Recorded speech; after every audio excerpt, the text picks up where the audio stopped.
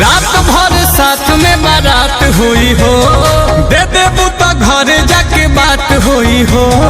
अरे अरे कौन चीज? Cell phone number. अच्छा। रात भर